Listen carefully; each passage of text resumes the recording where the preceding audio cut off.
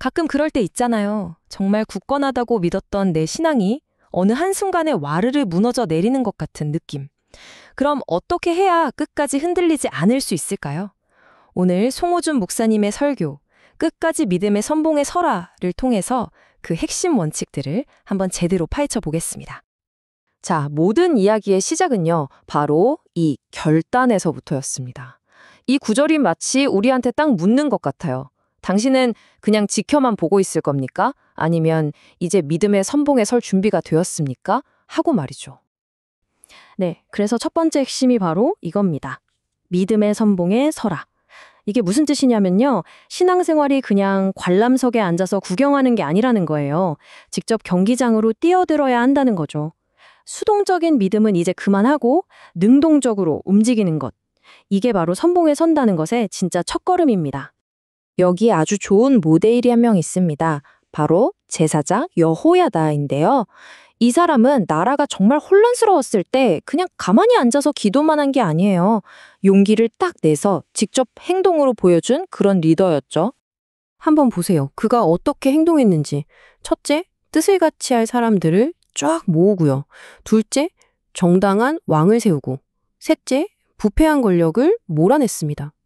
이게 바로 살아있는 신앙이라는 겁니다. 막연하게 믿습니다가 아니라 이렇게 명확한 계획을 세우고 그걸 또 실천에 옮기는 것. 바로 이거죠. 자, 그런데 이렇게 행동하려면 반드시 필요한 게 하나 있죠. 뭘까요? 맞습니다. 바로 두려움을 이기는 용기입니다. 그럼 이 용기 도대체 어디서 나오는 걸까요? 핵심은 아주 간단합니다. 내가 뭘 더 두려워하느냐 이거예요. 사람들의 시선, 평가 이런 게 더 무서우세요? 아니면 우리의 영혼까지 주관하시는 그 절대적인 권위를 더 의식하시나요? 진짜 용기는 바로 이 후자를 선택할 때 나온다는 겁니다. 그리고 그 선택을 뒷받침하는 아주 강력한 약속이 있죠. 바로 내가 너와 함께하겠다. 이 약속 하나가 이 약속에 대한 믿음이 바로 모든 두려움을 이기고 담대하게 나아갈 수 있는 힘의 진짜 원천이라고 설교는 아주 강하게 이야기하고 있습니다. 와, 그런데 이렇게 좋은 모델만 있으면 얼마나 좋겠어요, 그쵸? 이제부터는 좀 다른 이야기를 해보려고 합니다. 우리의 믿음이 과연 어디에 뿌리를 내려야 하는지 아주 치명적인 실수를 저지른 한 인물을 통해서 한번 살펴보겠습니다. 바로 그 경고의 중심에 서 있는 인물, 요아스 왕입니다. 이 사람은 정말 훌륭한 멘토였던 여호야다 적분의 왕이 됐어요. 그래서 처음에는 와, 진짜 모든 걸 다 잘 해내는 것처럼 보였습니다.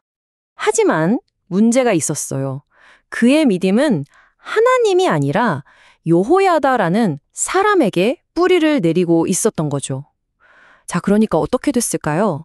그를 지탱해 주던 그 든든한 나무가 사라지니까 그의 신앙도 그냥 속절없이 와르르 무너져 내리고 만 겁니다. 그럼 요아스의 진짜 문제가 뭐였을까요? 한마디로 그의 믿음은 빌려온 믿음이었던 겁니다. 그냥 듣기만 하고 스스로 행하지 않는 믿음.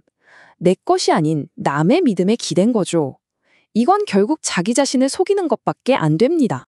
자, 그런데요. 실패만 위험한 게 아닙니다. 어떨 때는요, 성공이 훨씬 더 위험한 시험대가 되기도 해요. 우리가 축복이라고 생각했던 게 어떻게 독이 될 수 있는지 또 다른 한 사람의 이야기를 통해 한번 들여다보죠.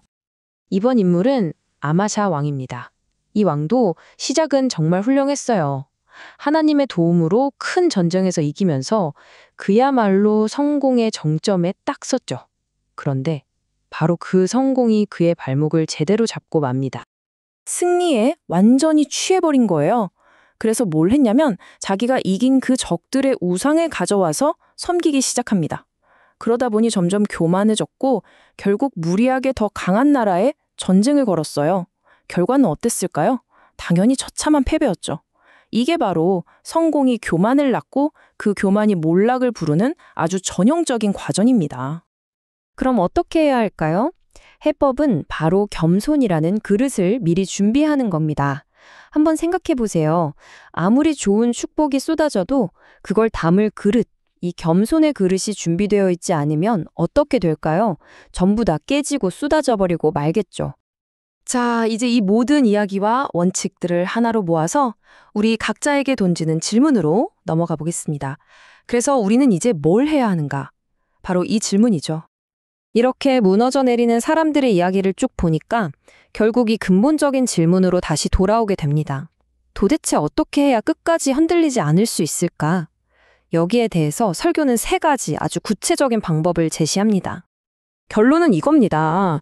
흔들리지 않는 믿음은요, 가만히 지키려고 애쓰는 게 아니에요. 끊임없이 움직여야 합니다. 어떻게? 배우고, 또 가르치고, 함께 모여서 참여하고, 그리고 그걸 다른 사람들과 나누는 것. 바로 이 능동적인 과정 속에서 우리의 믿음은 훨씬 더 단단해진다는 거죠. 결국 생각해보면 여호야다의 그 멋진 행동도 또 요아스와 아마샤의 안타까운 실패도 전부 이 한 가지로 모아집니다. 하나님과의 관계에서 다른 무엇보다 가장 중요한 건 바로 믿음 그 자체라는 사실 말입니다. 자, 오늘 이야기는 바로 이 마지막 질문으로 마무리하려고 합니다.